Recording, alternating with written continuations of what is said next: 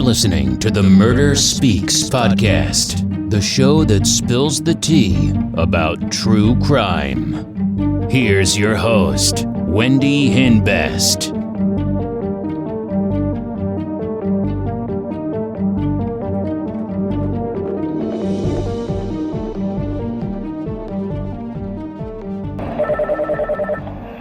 What is your emergency? Looks like a dead body laying here. Looks like a woman. I'm at the end of Victory Lane in North Ridgeville. Hey, welcome back to another episode of Murder Speaks. So this week's true crime story is about 26-year-old Rachele Tyburski, also known as Rachele Tyburski, from North Ridgeville, Ohio. Sunday, March 15th, 2015. Rachele's dead body is found dumped in a field. Rachele's mother's name is Janet Tyburski. Janet did not have a good relationship with her mother. She was raised by her grandmother. In 1988, Janet meets a guy named Daryl. He was a football player, and they start dating. He was in a training camp with the Seattle Seahawks. They end up getting married and having 3 children. Their first child, Shelly, was born with health problems. So Daryl stops playing football and goes to law school. Janet was a stay-at-home mom. Daryl becomes a successful lawyer, and Janet becomes jealous of his success. August 1999, tragedy hits, and Daryl dies in a car accident. Shelly and her mother, Janet, begin to fight a lot. Shelly was viewed as the problem child, and Hannah was viewed as the perfect child. Then Shelly is diagnosed as bipolar. She starts dating a guy in his 40s named Tommy Fiacco. He was a musician with an ex-wife and child. Her mother did not agree with their relationship. Then Shelly gets pregnant and goes to her mother for help. Her mother agrees to help her if she stops seeing Tommy. So that's what she does. She gives birth to a baby boy, and then shortly after that, reconnects with Tommy. They were talking about moving in together and being a family with their son. Then, on March 15th, 2015, her body is found. The police had no idea who this girl was. They took fingerprints, but there was none on file. So the police decide to release a picture of the victim's face. And later that day, they receive a phone call from Shelly's mother, Janet Tyburski. Hello, I just saw a picture of my daughter. The missing girl's my daughter. you saw a picture where? Channel 8, What's your daughter's first name? Rachele. And they call her Shelly. The police speak to her mother. About 2:30 it would have been, Thursday and Friday morning. Okay. Mom, I'm going to Tommy's. Tommy's picking me up. Okay. Did you see her leave on Thursday night? I heard her leave. I heard a car.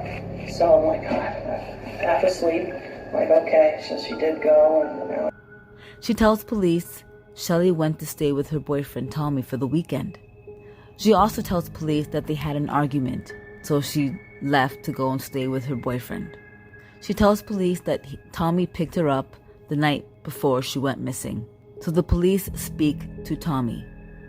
He tells police that he hasn't seen her in over a week. Hello? I'm Lieutenant Pete there. Okay. I just want to make sure there wasn't some away from over there. There's no weapons or anything besides that knife, right? This knife, and I got a pair of nunshots and a samurai sword in the bedroom. Got any guns in here? No pistols, no rifles, no nothing.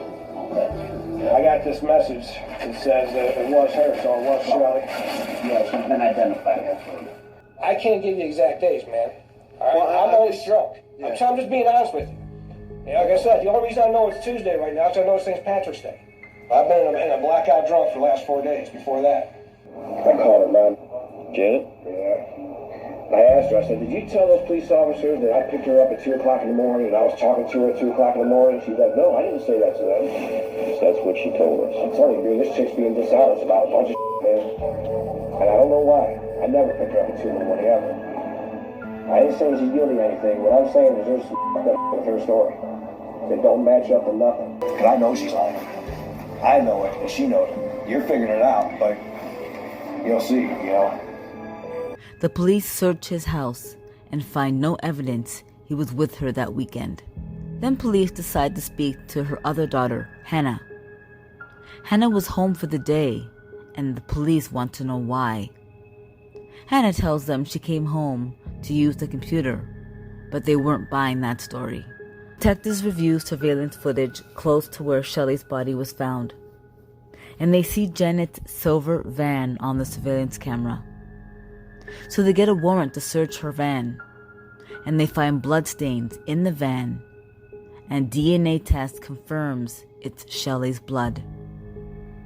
Then Janet admits that she killed her daughter Shelley. I will do the right thing. Would you please let me know if I do the right thing, what the full charges would be for not me, but Hannah. No one's going to believe it. So I'm going to tell you. I'm going to go ahead and confess to killing Rachele in a crime of passion. Can you kind of walk us through that evening, like exactly how things sort of evolved? She was very difficult that night. You know, I had told her I need to work on getting at least temporary custody of Cole, and she was pissed off. She threw the chair that night. I felt Cole's safety was definitely at risk, and she made a statement, you know, that she's gonna kill me in my sleep. If what? If I don't stop this about Cole. It would have been approximately 3:30 a.m. She took her medicine. Did you know the Seroquel was gonna pretty much knock her out? Yeah. Okay. When she went to sleep, I smothered her in her bed. What did you use to smother her? Blankets and pillows. How did she get the marks and stuff hit on the back of her head? I don't know. Probably from the force. And I killed her on the early hours of Friday the 13th. And this was in... It's Hannah's room, yeah. Okay. Yeah. I couldn't move her. Right. I specifically brought Hannah here for that. I didn't know who else to call. When did you notify Hannah? Saturday. And she was really upset. Yeah. She helped me bring her down and got her down here, and then I backed the van up. I didn't know how to get her in the van, but Hannah thought of a way that might work, so we used the door as a platform, slid her in the side. Oh, like a ramp? Yeah. We drove and drove and drove. We did not know what to do. We drove. Probably four hours. Okay. How'd you end up in Ridgeville? 480. Okay, so you were kind of traveling along 480? Yeah, Hannah was begging me just to take her back to college. So on the way to Oberlin, you stopped in Ridgeville? Yeah. Okay. How did you get Rachele's body out of the car? Slid it out. Hannah had to help you carry her? And, yeah. You know, how did you leave her? The way you found her. Hi, Danny. The North Ridgeville police detectives are here, and I just confessed to murdering Rachele. Yeah, I'm telling them everything that happened, and I know that they feel that you're an accessory after the fact, though, honey.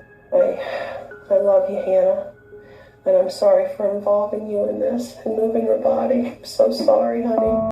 She tells police that she put the blanket and pillow over Shelley's face and suffocated her, and she slammed her head into the floor. She left her dead body in the room for 2 days until her daughter Hannah helped her move the body from the house.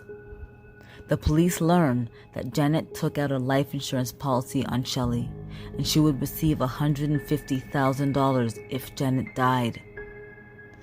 In April 2017, Janet is sentenced to 19 years to life. Hannah receives a 90-day suspended jail sentence and a $750 fine. Tommy dies in December 2018. So Shelly's son goes to live with extended family. Unbelievable. It takes a specific kind of crazy person to be able to kill their own child. I mean, and when the police were interviewing her, she didn't even sound sorry. The only thing she cared about was saving Hannah and making sure Hannah didn't go to jail for anything, which is fine. Hannah's your other daughter, so yeah, you would do that for your daughter, but she didn't really care that she took Shelly's life. Like, it didn't mean anything.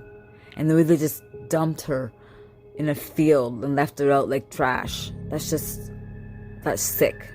And it takes a sick, twisted, kind of sick person to be able to do something like that. And she's exactly where she needs to be. And I feel really bad for Hannah because this is going to haunt her for the rest of her life. All I can say is wow.